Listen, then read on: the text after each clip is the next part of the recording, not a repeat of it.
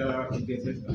ये diploma pharmacist association अपने वेतन उच्चीकरण, पदनाम परिवर्तन, संवर्ग के मानकों में संशोधन और चिकित्सालयों में पदों के मानकों के सृजन में संशोधन, ये तमाम ऐसी समस्याएं, वरिष्ठता सूची जारी करना, एसीपी समय पर लगना, सही मांगों को जो है पिछले लंबे समय से सरकार के सामने रख रही है, शासन में रख रही है, मान्यशाला में रख रही है।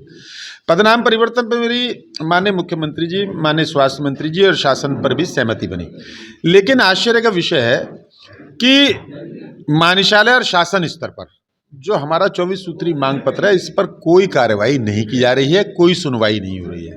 और सबसे बड़ी विडंबना हमारे सामने है कि सरकार बार बार कह रही है कि मान्यता प्राप्त संगठनों के पदाधिकारियों से शासन और महानिदेशालय या विभागाध्यक्ष समय समय पर वार्ता करें, हर माह वार्ता करें, उनकी समस्याओं को सुने, उसका निराकरण करें। ये मुख्य सचिव के कई बार आदेश जारी, अभी पिछले माह भी मुख्य सचिव महोदय ने आदेश जारी किया, सरकार बार बार।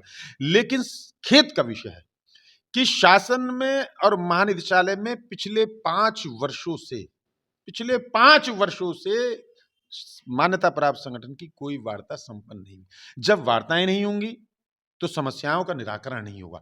आज वित्तीय और गैर वित्तीय और जनहित से जुड़ी हुई तमाम ऐसी समस्याएं हैं जिसका अंबार लग गया है, क्योंकि हम बातचीत नहीं हो पा रही, हमारी शासन सुन नहीं रहे, एक तरफा जो है सब निर्णय हो रहा है। जमीनी स्तर पर जो दिक्कतें आ रही हैं वो हमारी ऊपर अधिकारियों को नहीं पता चल रही है। अब इससे कर्मचारियों में बहुत आक्रोश पनप रहा है। मैं कहता हूं कि वेतन उच्चीकरण जैसी बड़ी मांग है, इस पर समय लग सकता है, लेकिन तमाम समस्याएं, जब पदनाम परिवर्तन के लिए 250-300 माननीय विधायक और सांसदों ने पत्र लिखा सरकार को, 250-300 माननीय विधायकों ने सरकार को पत्र लिखा, माननीय मुख्यमंत्री जी सहमत है, माननीय स्वास्थ्य मंत्री जी सहमत हैं, अब किसकी सहमति की आवश्यकता? लेकिन पदनाम, कोई सरकार का वित्तीय भार नहीं बढ़ रहा है।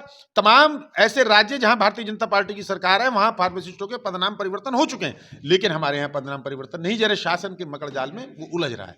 तमाम ऐसी हमारी 2005 के बाद 20 वर्ष हो गए, 20 वर्षों में फार्मासिस्टों की वरिष्ठता सूची जारी नहीं हो पाई। हमारे महानिदेशालय में बैठे लोग 20 सालों में उत्तर प्रदेश के फार्मासिस्टों का ब्यौरा इकट्ठा नहीं कर पाए। यह एक आश्चर्य का विषय है, एक बड़ा प्रश्न चिन्ह है।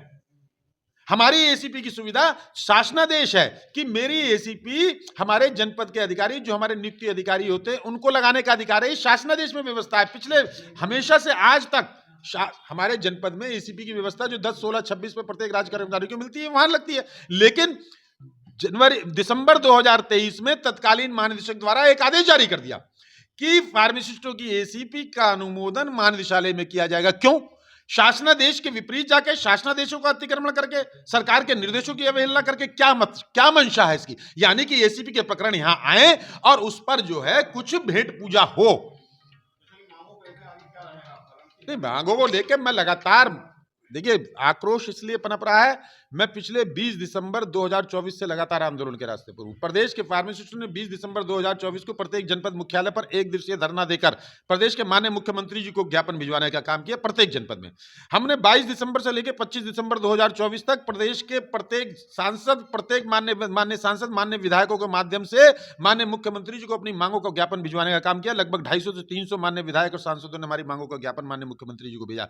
हमने 3 जनवरी 2025 को प्रदेश के प्रत्येक मंडल मुख्यालय पर धरना देकर माननीय मुख्यमंत्री जी को ज्ञापन भिजवाने का काम किया।